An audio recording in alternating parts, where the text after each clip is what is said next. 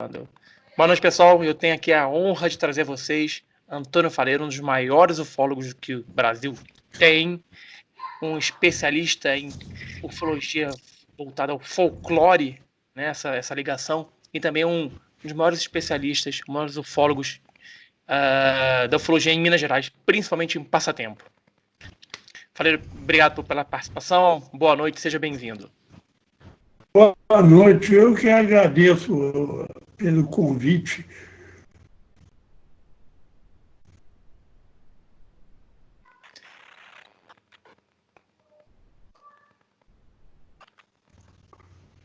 Para começar a nossa entrevista, vamos lá. Antes, a gente deu um probleminha na internet e você estava contando para mim como é que foi a sua experiência, como você começou a ser ufólogo, o que te levou à ufologia? Ufologia é o seguinte, uma noite, em 1956, eu estava ao pêndulo lá da casa do meu pai, e ele falou, corre aqui para você ver. Uma bola de fogo passando atrás da igreja matriz em direção ao morro, próximo da cidade.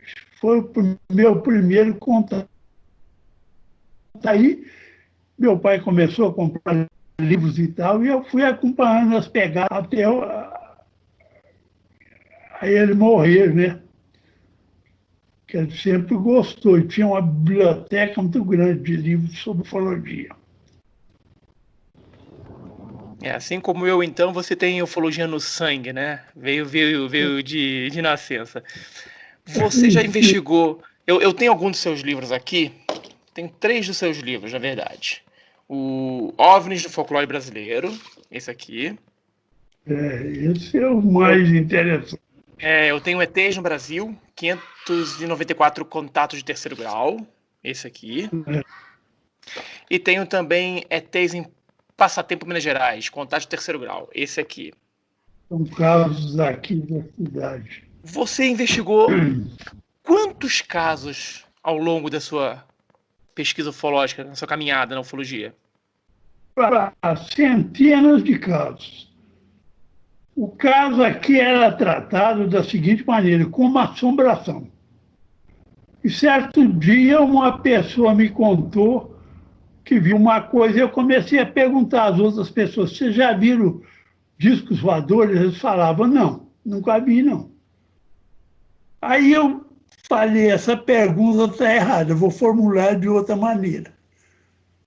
Você já viu alguma assombração, fantasma? Ah, isso eu já vi. Já vi a Mãe do Ouro, já vi a Mulher de Branco, o Carro Fantasma, e começaram a surgir essas lendas todas aqui do município. Que tinha a lenda do Carro Fantasma, da Mãe do Ouro, da Mulher de Branco, até dentro da cidade. E eu fui estudando aquilo e fui na biblioteca municipal e tirei um livro sobre folclore. E vi que o fenômeno estava aqui, mas também no Brasil todo e até no mundo, com outros nomes. Por exemplo, aqui chamava carro fantasma, lá em outro lugar chamava caminhão fantasma. A Mãe do Ouro não, é um mito, vamos dizer, em todo o país e até em todos os países da América do Sul, até a América do Norte também. Então, daí escrevi o livro, baseado nesses fenômenos que eu consegui detectar. A história da Mãe do Ouro e do Boitatá foi descrita em livros antigos. A antiguidade dos discos voadores no Brasil. O cara escreveu sob pseudônimo naquela época, porque acho que eles até queriam prender o cara por causa disso. Então, ele fala vagamente sobre o Boitatá e a Mãe do Ouro. Aí eu ligando aqui, liguei todos os outros mitos e consegui fazer o livro, fazer uma pesquisa em cima desses mitos. Por exemplo, a mula sem cabeça, né? Conta um pouquinho da mula sem cabeça pra gente. Como é que se relaciona ela ao fenômeno ufológico? A mula sem cabeça, eu imaginei o seguinte, que o sujeito viu uma nave pousada com as hastes de aterrissagem, havia a impressão de ser as patas. E uma nave tipo da do Vilas Boas, uma nave redonda e com um rabinho afinando. É aquilo e soltando um farol para frente. Então a pessoa via aquilo de onde e fala, eu vi uma mula sem cabeça. Até a lenda não é só mula, não é cavalo sem cabeça, equino sem cabeça, tem de todo jeito. Então era isso, a pessoa via aquilo ali há anos atrás, há séculos atrás, não se pensava, nem luz tinha, que ela estava soltando fogo pela garganta, não? Porque ela não tinha cabeça. Essa é a história da mula. As pessoas elas tendem a associar algo desconhecido com algo que elas conhecem, né? O cérebro faz isso. Então a pessoa vê algo que o cérebro fala, olha, aquilo ali é uma mula. Aí ela vai ver uma mula. Óbvio que uma mula sem cabeça ela não anda, não tá viva. Se você pegar uma mula e cortar a cabeça dela, ela vai morrer. Mas ela vendo aquela cena com o cérebro dela falou, bom, isso aí é uma mula sem cabeça e fica um folclore. Outro folclore que você falou aí, o do caminhão fantasma, do carro fantasma, como é que é isso? O caminhão aqui tinha quando eu era criança, quando estava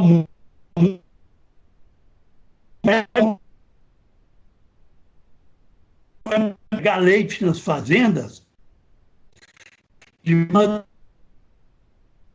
madrugada, e estava com o carro na estrada. De repente aquilo apagava e sumia misteriosamente. Isso tinha, todos os caminhoneiros aqui contavam isso. E eles começaram a associar também essa lenda com fazendeiros ricos que tinham carro e tinham morrido. Inclusive, um aqui era o único que tinha carro, eles falavam que era a alma dele que aparecia. Mas, na realidade, eram as naves voando a baixa altura sobre as estradas. Em outros lugares, fala caminhão fantasma, fala luz fantasma, uma luz que persegue as pessoas. Então, tem vários nomes. A luz da Chapada, e vários nomes, que cada região cria um determinado nome para isso. Verdade. Em Minas Gerais, o estado de Minas Gerais, ele tem casos fantásticos. Tem o Vilas Boas, tem o Sagrada Família, tem alguns dos casos mais clássicos da ufologia. Eu conheço um rapaz do Sagrada Família, ele me contou. Conta pra gente como é que é. Conta pra gente. Aí ele falou que estava com mais dois companheiros no fundo da casa, assim, e veio uma nave, ficou pairando no espaço, ela tinha a forma de uma bola, e lá dentro tinha 4 seres. Um deles desceu e o menino foi apanhar uma pedra para jogar nele, ele estava de costa. Aí ele virou na mesma hora para o menino e tinha um olho só no meio da testa. Tinha apenas um olho no meio da testa. Depois ele entrou na nave e foi embora, sem falar nada. Esse foi um caso sério e verdadeiro. O Sagrada Família, antes de você falar do Vilas Boas, o Sagrada Família, se não me engano, eram 3 ou 4 crianças na época, né? Que o ser cíclope, ele foi andando assim, ele andava meio roboticamente, não é isso? Andava meio diferente, ele foi tocar no menino, aí eu acho que o irmão dele tirou e ele até reclamou, ele ficou bravo, né? O bicho ficou bravo. E ele tinha um olho só no meio da testa. Tipo ciclope, né? E forte. E tinha mais três dentro da nave, uma nave redonda, toda de vidro. Tinha uma mulher e mais dois. O caso é esse. E é incrível que esse caso a gente tem também registro desses seres muito parecidos na Espanha. Tem casos relacionados a isso. Em Portugal. Então você vê que não é só. Lavras também teve um caso de um olho só no meio da testa. Ah, em Lavras teve? Como é que foi esse caso Teve. Tinha uma mulher e um casal dentro do carro. O cara chegou e olhou lá dentro, mas tinha só um olho no meio da testa. E gigante. Mas que susto, hein? Porque dos meninos tinham quase 3 metros de altura, não é isso? Imagina você dentro de um carro, o Faleiro, e aparece um bicho de um olho só, de 3 metros de altura. Doida. Aí o pessoal acha que é assombração mesmo, né? Uma vez, eu tinha um observatório aqui, ele está destruído. Hoje que eu vendi o terreno lá e o cara deixava olhar, depois ele vendeu o terreno para um outro, o outro não quis deixar ele lá mais, mas está lá em pé, caindo já. Um dia eu fui para o observatório sozinho, tinha uma moto, fui, botei um revólver na cintura e fui. Sentei lá e fiquei. Lá pela volta das 2 da manhã, lugar deserto, no topo de uma serra que eu construí. Começou a andar um negócio em volta do observatório. Eu sentado, eu não tive coragem de... Eu falei que eu tenho que olhar o que é isso para chegar no vidro aqui. Tinha vidro dos 4 lados. Aí eu não sei se eu olho, tirei o revólver, cheguei na beirada assim e olhei. Quando eu olhei, era um bezerrinho coçando o corpo nas paredes do observatório. Falei, graças a Deus. Esse observatório é um caso interessante. Uma vez vieram 3 pesquisadores de Belo Horizonte aqui. Aí nós vimos uma luz lá no longe. Aí ela veio aproximando do observatório, isso de madrugada, lá pelas 4 da manhã. Aí o cara falou, nossa senhora, eu estou com medo disso. E pediu para ir lá fora urinar. Falou, desce comigo, Faleiro, vamos lá. Eu tive que descer com o cara, ele subiu. Aí eu fiquei olhando aquela luz e falei, aquilo parece ser caçador de tatu. Eu vou dar um grito aqui. Ah, companheiro! Aí o cara respondeu, ele falou, oi! E falou meu nome, que eu sabia, viu a luz lá no observatório, eu sabia que eu tinha um observatório lá. Oh! Eles me chamam aqui na região de Nijinho. Oh, Nijinho! Aí que os caras vão. Ô, Faleiro, você sempre morou em Passatempo. Eu nasci aqui. Você deve ter ouvido muita história. Dos casos que você pesquisou, qual que você acha assim, esse caso é o mais esquisito, é o que tem a maior evidência de que são seres não terrestres? É um caso de um rapaz de um local que chama Tombadouro. Ele até já morreu. Morreu de uma... 2 lá que tiveram contato, todos 2 morreram da mesma enfermidade, câncer. Câncer tomou todo o corpo, esse cara até amarelo. E todos 2, a nave aproximou deles. Esse, ele estava... Né, saiu de casa, a mulher dele foi na frente. De repente veio a nave, veio voando e começou a persegui-lo. Ele correu e pulou dentro de um buraco lá, escondeu assim, estava cheio de árvore ao redor, e a nave ficou voando em cima dele. E foi um terror. Ele passou, gritou, a mulher escutou os gritos e veio. Quando a mulher veio, a nave subiu, levantou e foi embora. Esse foi um caso verídico e um caso fantástico, viu, dele.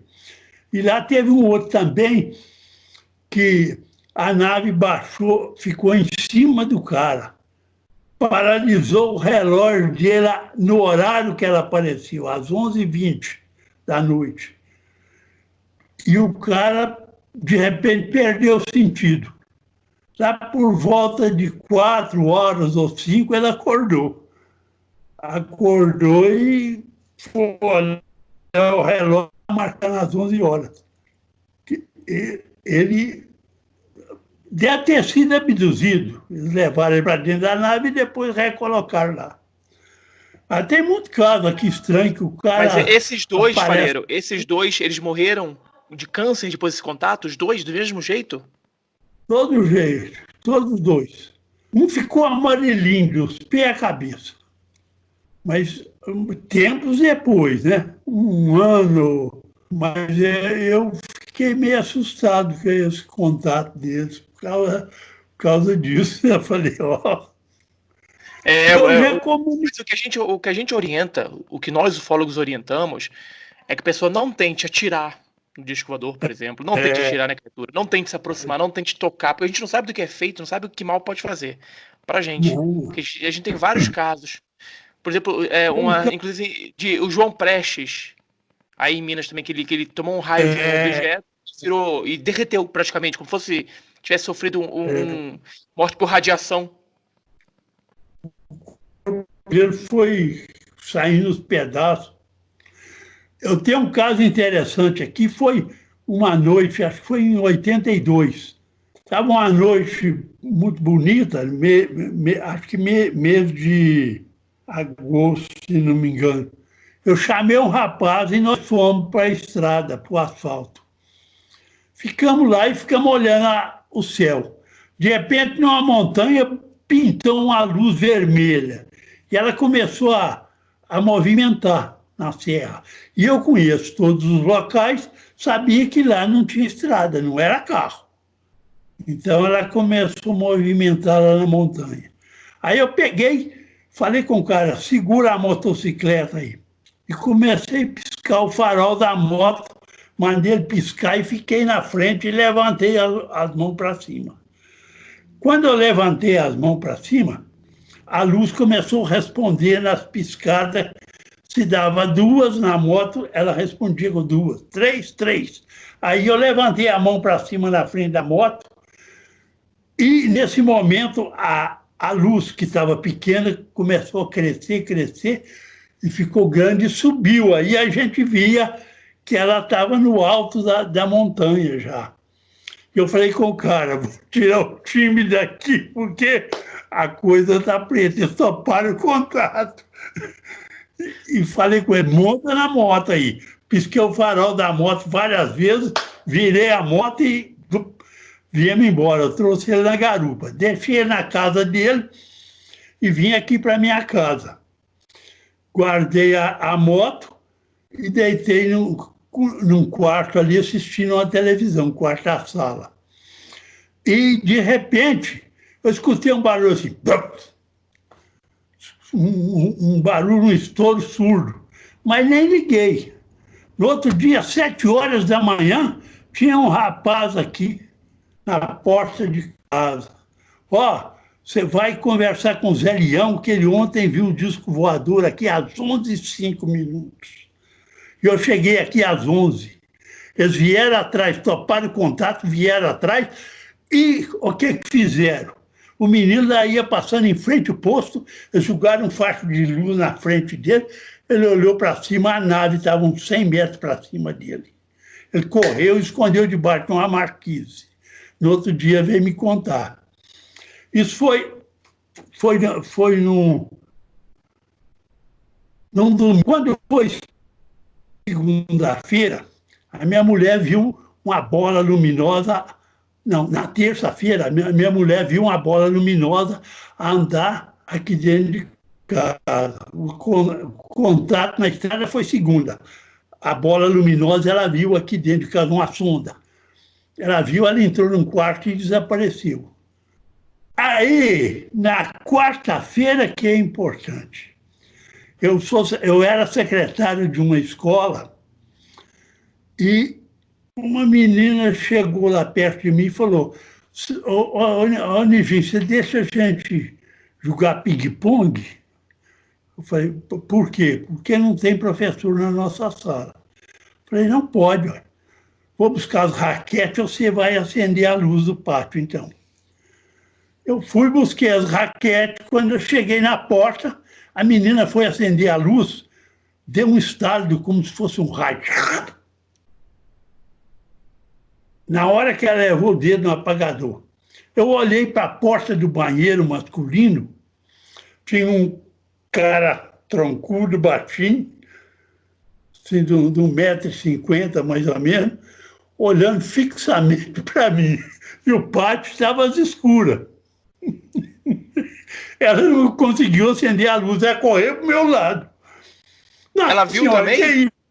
Não, ela não viu o cara porque ela estava correndo do meu lado. Eu olhei para o banheiro e vi. Ela só deu um estalo do que deu no apagador, antes dela ligar a luz. Aí eu corri lá no banheiro, vasculhei o banheiro para todo lado, não tinha ninguém. Eu, para mim, eles me marcaram e fizeram uma investigação com essa sonda aí, né, e foram fazer um contato lá no ginásio. Você foi cutucar onça com vara curta? Agora, para você, esse seu avistamento que você teve em 82. Em 82 teve uma onda ufológica no Brasil muito grande. E eu tive meu avistamento também em 82 de uma luz vermelha muito brilhante em cima de um morro também no Rio de Janeiro. Era vermelha também. Igual a sua, foi mesmo, muito parecido. O interessante disso é que esse contato que eu pisquei, eles responderam tranquilamente. Se eu fico na estrada, eles vinham e ia fazer um contato direto, mas eu tive medo. Eu tive medo, primeiro porque a minha mulher estava esperando meu segundo filho, estava sozinha em casa. Eu falei, rapita a gente aqui e o que vai acontecer depois? E vim embora. Mas o medo, o desconhecido, a gente que pesquisa o assunto, como você falou, a gente sabe o perigo que a gente está correndo ali. Pode ser uma coisa boa, mas pode danar, né? Mas eu já tive muita experiência boa. Porque eu sempre fui pesquisando, já vi sonda, já vi a sonda sair do disco, voar em determinados locais, depois voltar para o disco, com um companheiro, com 4, 5 pessoas, que eu sempre levava, uns aficionados aí que gostavam também comigo. Você é um chamariz. Você é um chamariz, pelo visto, Antônio. Um dia eu vou ficar com você para eu ver se eu vejo mais alguma coisa.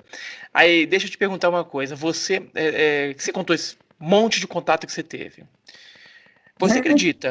Você contou esse monte de contato que você teve. Você acredita que esses contatos estão diminuindo? Não, agora tem muito tempo que aqui na região não está havendo mais contato assim, como acontecia. Às vezes passava o mês inteiro tinha contato. Agora raramente as pessoas sabem que eu gosto do assunto, que eu pesquiso. Se um cara vê uma coisa na roça, ele logo me procura. Na zona rural, ele vem, Faleiro, eu vou te contar um caso que eu vi lá, eu vi a nave. Mas esse ano só uma pessoa me procurou, até agora.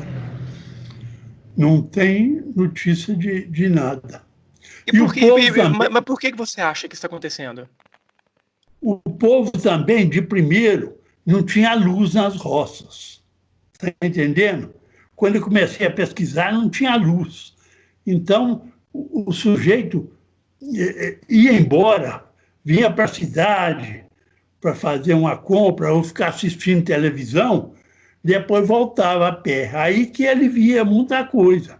Agora ele fecha lá dentro da casinha dele na roça, com a televisãozinha dele, nem dá ligança o que está acontecendo de fora. E também, muita gente que morava na roça, hoje, mora dentro da cidade.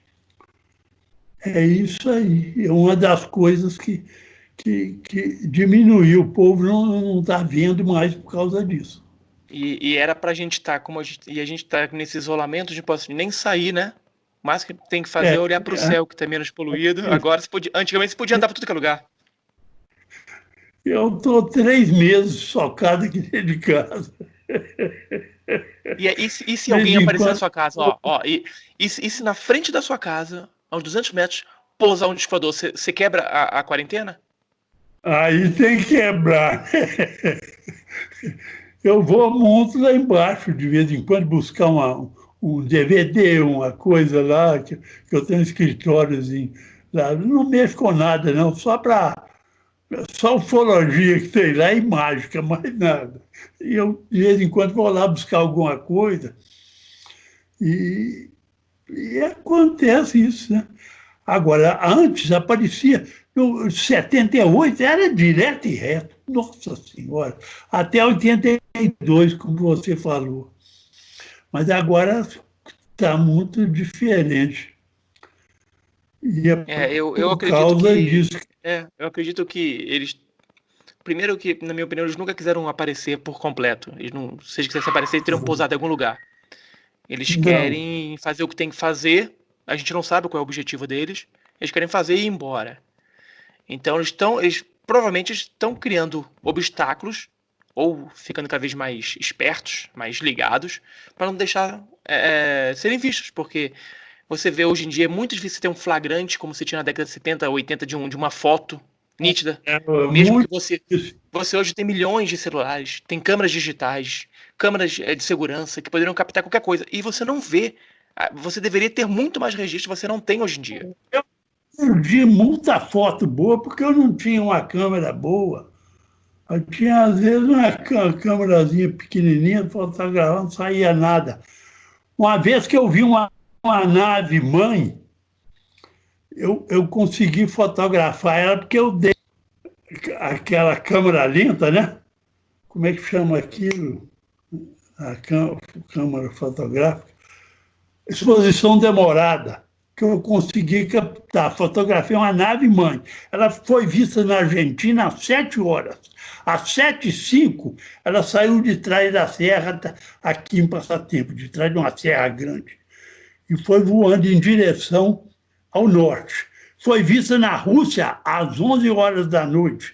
Passou sobre vários países, sempre soltando naves. Mas era uma coisa gigantesca. Eu vi ela saindo de trás da serra, ela tinha cerca de 2 metros de diâmetro, aquela bola redonda, subindo, toda bonita, e depois foi afastando e foi em direção ao norte. Deu até uma reportagem, saiu na Manchete, falando sobre esse avistamento. Deixa eu perguntar, já que você é mineiro e tá aí, você não participou da investigação de Varginha, mas você crê que Varginha foi realmente a queda de um disco voador e a captura dos seus tripulantes? Eu sempre discuti isso com o Birajara.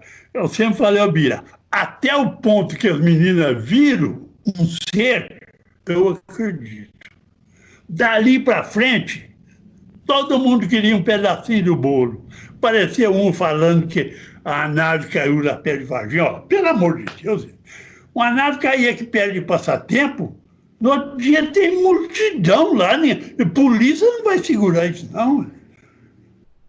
Isso até o ponto que capturou o ET, eu não acredito, não. Vai capturar ninguém, não. Eu lido com isso há mais de 40 anos. Eu não dou uma bobeira assim, não, gente. Não vai dar uma bobeira dessa. Nem nunca. Até o ponto que as meninas viram, eu acredito. Que elas viram um ser lá. Ele desapareceu e pronto. Depois, cada um veio trazendo um pedacinho do bolo. A nave caiu.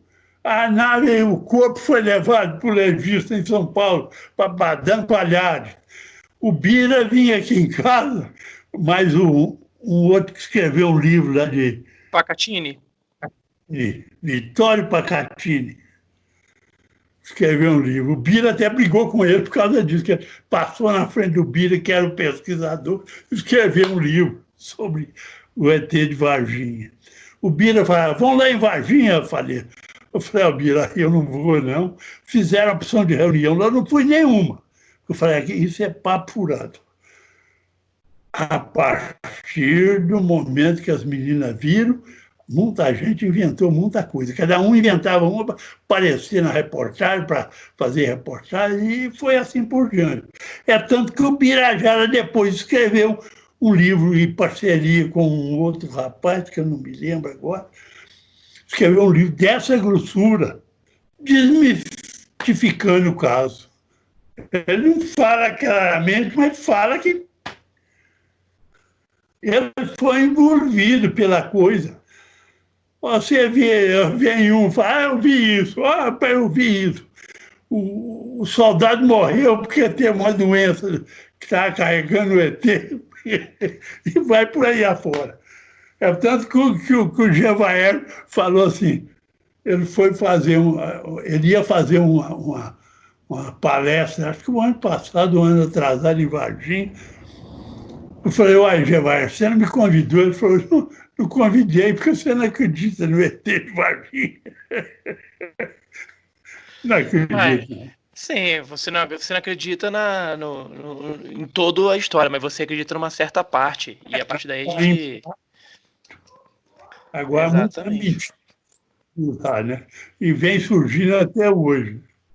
Exatamente. Um amigo é um pesquisador aqui, ele sempre vem aqui, nós discutimos. Ele é fanático esse caso de Varginha. O João Marcelo, o João Marcelo, conheço. Já entrevistei também. João Marcelo é gente boa, tem um acervo de vídeo enorme. Nós discutimos aqui com esse caso, quando ele vem aí, ele acredita mesmo, piamente. Mas é o caso, né? Às vezes eu posso estar errado, né? Mas do meu ponto de vista é onde as meninas viram os ETs. Deixa eu lhe perguntar uma coisa, Faleiro. Todos esses que tem no meu livro aí, tudo verídico, é gente... Tudo que você pesquisou. Dou a minha mão. Hein? Foi tudo que você pesquisou, né? Esses 3 livros que eu tenho aqui, que eu já li, eu lembro, tem até autografado por você. Eu tenho aqui os livros todos que você tem. Tem até um caso muito interessante de ETs, Anões e Pegadas. Foi em 1986, aí em Passatempo. Você lembra disso? Deixaram uma pegada, né? Esse é interessante. Esse é um caso verídico. Verídico, mas do pé à cabeça. Conta pra gente. Tinha um cara, trabalhava numa fazenda, ele e um outro. À noite saíram para ir embora para a casa deles com 2 crianças. Quando eles chegaram em determinado local, veio a nave por cima deles. Eles correram, esconderam debaixo de uma moita de bambu, e a nave ficou pairando ali. A hora que deu uma brechinha, correram todo mundo para a casa dele. E lá eles ficaram olhando, a nave estava baixa, levantou o voo, subiu numa serra. Chegou lá na serra, eles viram, isso acho que era de tardinha, eles viram 2 seres pequenininhos andando na frente da nave. Eu fui lá, entrevistei o cara, ele mandou recado no outro dia. E então eu subi lá no topo da serra. Fui de moto até na metade da serra, com a trilha que tinha. Chegou num ponto lá, minha moto era moto comum, não era moto de trilha, aí não aguentou subir, não. O resto da serra eu subi a pé, larguei a moto lá embaixo. Então, cheguei lá em cima, tinha uma laje de pedra. Era pedra assim. E quando eu olhei de fora da laje de pedra, tinha 2 pegadas de pé esquerdo. Uma aqui, outra mais na frente. Do tamanho eu peguei o meu isqueiro e pus... Você pode ver que tem um isqueiro na foto. Um isqueiro. Eu fotografei o isqueiro. A pegada era pouco maior do que um isqueiro comum.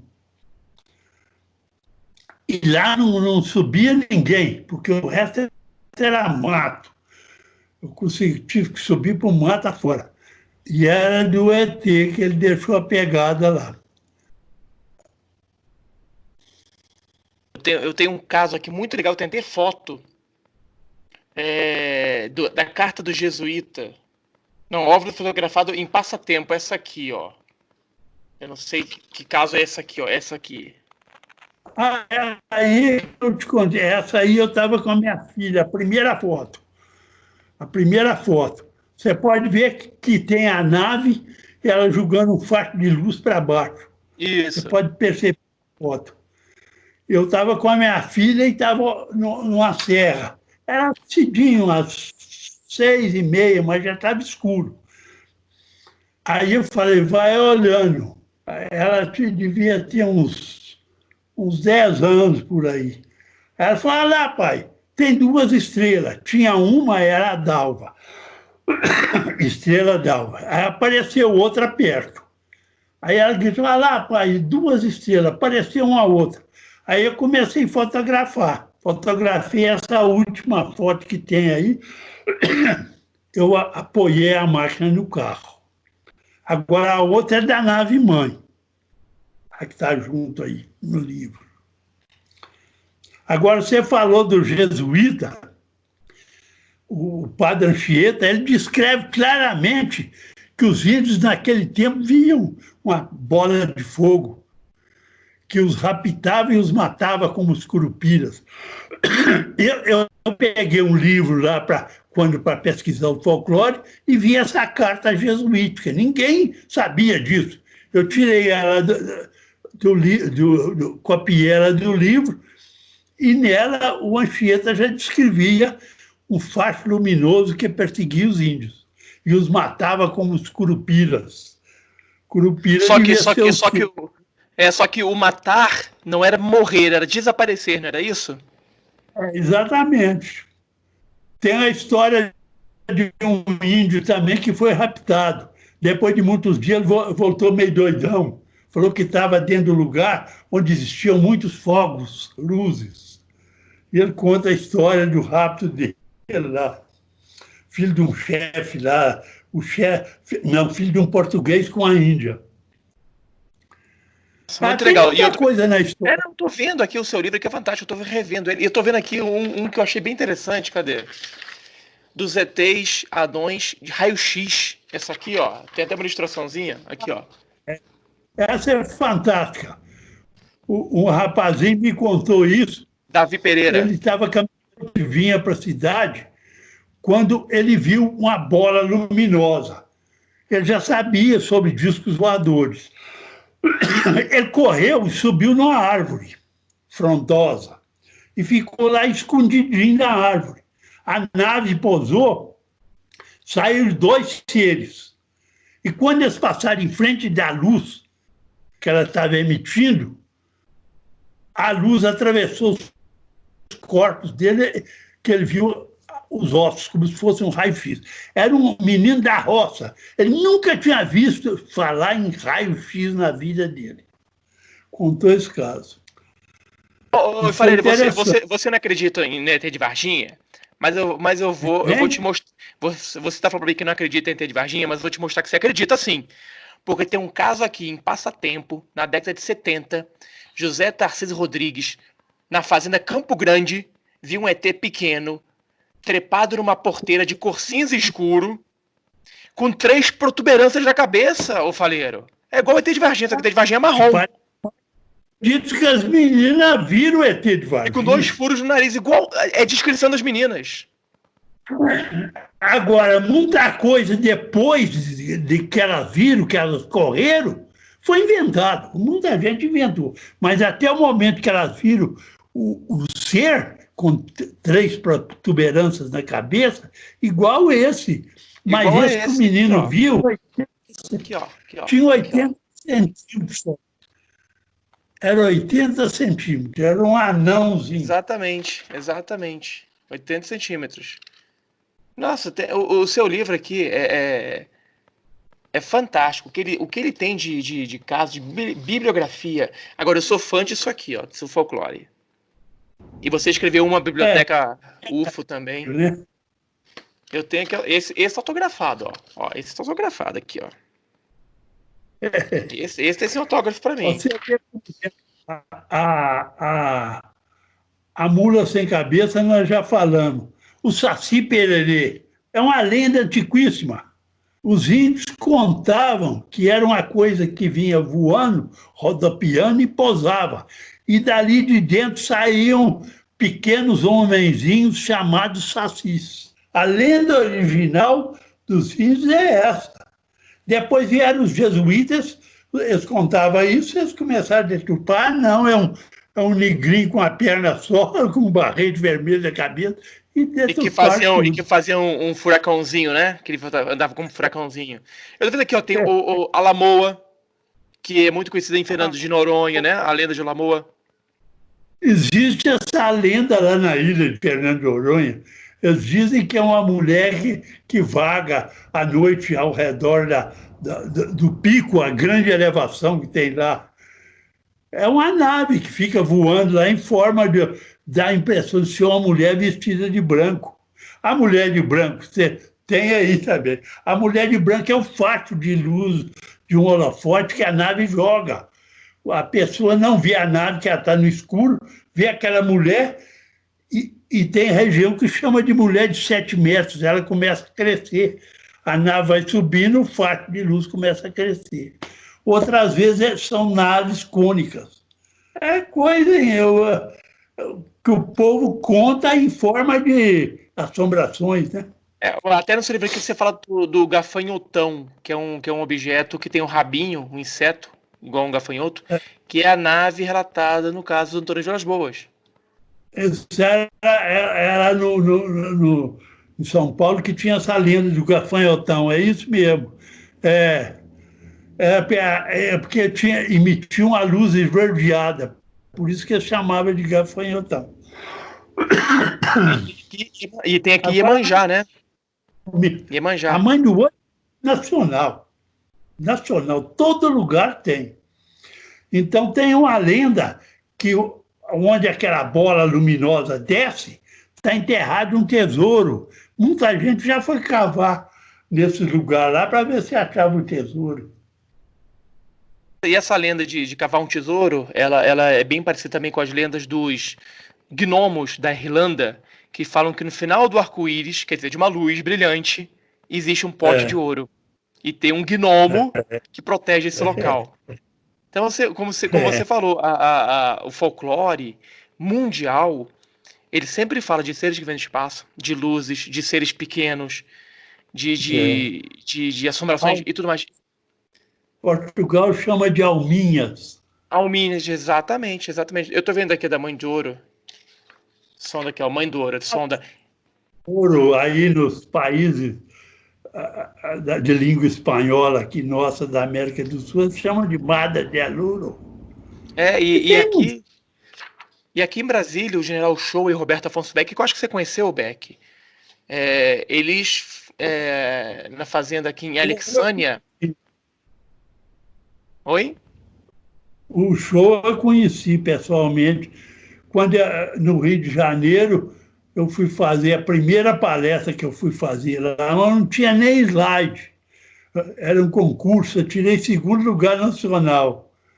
E o Show me comentou muito lá, porque ele gostou dos carros e tal.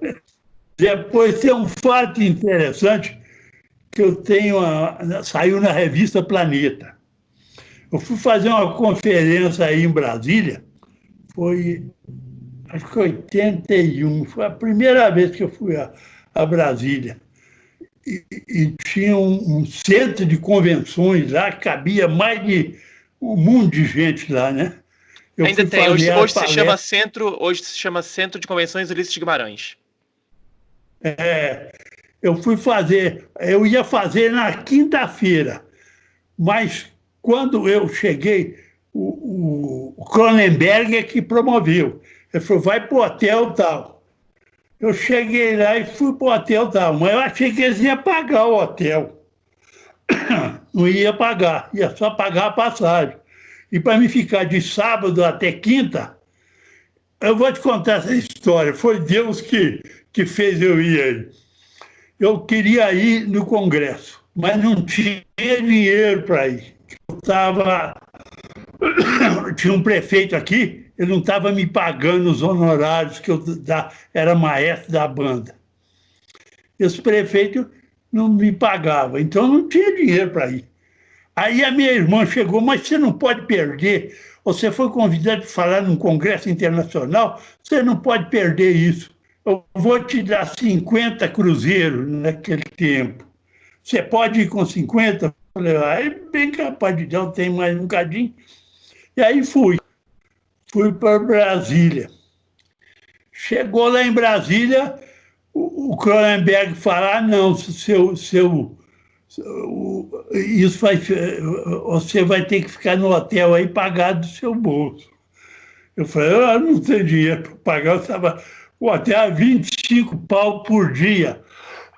Eu estava com 50, dá para ficar 2 dias. Aí eu falei, vou ficar um dia só. Fiquei só no sábado, né? No domingo eu vim embora. Sábado à noite eu vim embora. Aí eu cheguei lá no congresso, a palestra do Bira era no sábado, de manhã. Eu cheguei sexta, a palestra do Bira era no sábado de manhã. Falei, ô Bira, quer trocar comigo o Birajara? Ele falou, troco aí. Até não quero falar de manhã, não, quero falar mais à tarde. E troquei com ele, ele ficou para quinta, nós falamos com o Cronenberg. Aí eu fiz a palestra. Antes, na sexta-feira, estava o Hynek sentado numa mesa lá, o Alan Hynek, você conhece muito bem, né? Era o chefão lá dos Estados Unidos em disco. É o do Projeto Livro Azul. Eu cheguei perto dele lá e eu falo inglês razoavelmente. Cheguei e falei, excuse me, então me apresentei e ele falou, yes, e baixou a cabeça e continuou escrevendo.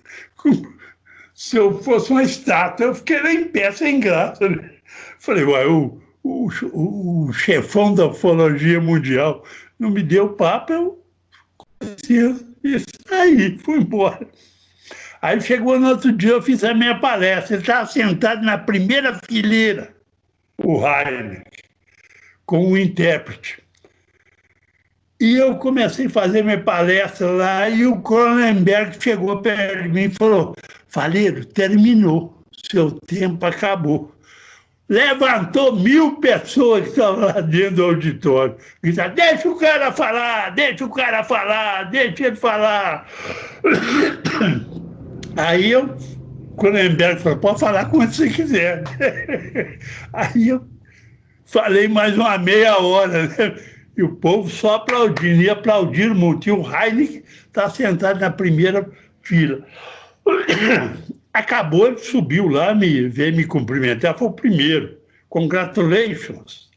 E falou em inglês lá comigo, eu quero falar com você depois. Quer falar comigo? Aí eu falei, você vai esperar o resto da sua vida. Eu te procurei, você não me deu papo. Aí o cara pegou, botou, escreveu um repórter naquela revista Planeta, estava descrevendo no Congresso, escreveu isso que eu estou te contando. Falei, Faleiro foi um dos mais aplaudidos, e quando ele mandaram ele parar, o povo levantou e todo mundo pediu, deixa o cara falar, deixa o cara falar. Eu achei uma maravilha, ainda mais o Hynek lá assistindo. Ele foi depois da palestra dele. Ele viu aquele aplauso e ele falou, esse cara é monstro. Ele pode não ter entendido, ele pode não ter entendido nada em português, né? Mas viu que é bom. Meu amigo, para a gente finalizar aqui, você como ufólogo experiente, já passou por muita coisa, já viu muita coisa.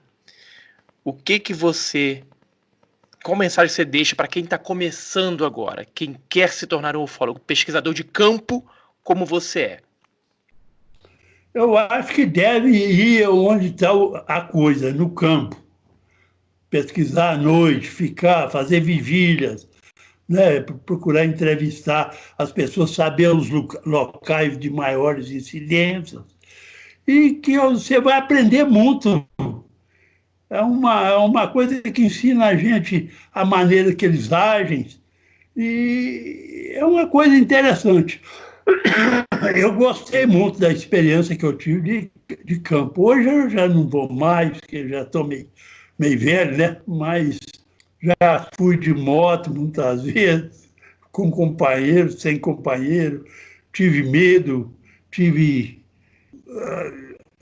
surpresas gratas também de ver a coisa em movimento, agindo lá. Eles em torno de uma serra, em cima de uma serra, solta sondas, às vezes 3, 4 sondas. Você vê sair aquelas bolas luminosas, vai lá no fundo das grotas. Ali fica horas vagando ali, depois sobe tudo e desaparece, aí a coisa também sobe, o OVNI sobe. Muito interessante. Eu te agradeço essa oportunidade de bater um papo sobre a ufologia. Ah, a gente podia ficar aqui várias e várias horas. A gente se encontrou, a última vez foi em Minas Gerais, em 2017. 16, 17, que a gente esteve no mesmo. A gente se encontrou em 2017, né? Que a gente teve, que eu palestrei em Minas Gerais, você estava lá também. Ia falar, não sei, mas não tinha, não conhecia pessoalmente. Foi naquele congresso que o Jevaer fez, fui fazer uma palestra lá. Não, mas Mas te agradeço pela oportunidade que você me deu. Eu que agradeço. Pessoal, estamos aqui com o Antônio Faleiro, um dos maiores pesquisadores que o Brasil tem. Espero que todos vocês tenham gostado. Espero que todos. Sim, sem falsa modéstia. Espero que todos tenham gostado. E continuem acompanhando aí as nossas entrevistas. E sigam o Faleiro, que além de ufólogo, ele também é músico e mágico. Eu vou deixar aqui na descrição o link da página dele da internet. Hipnotizador também. E o quê? Hipnotizador. E hipnotizador também, gente. Já fiz Então é isso, gente. Muito obrigado por essa companhia de todos vocês. E nos vemos até a próxima. Obrigado, pessoal. Um abraço.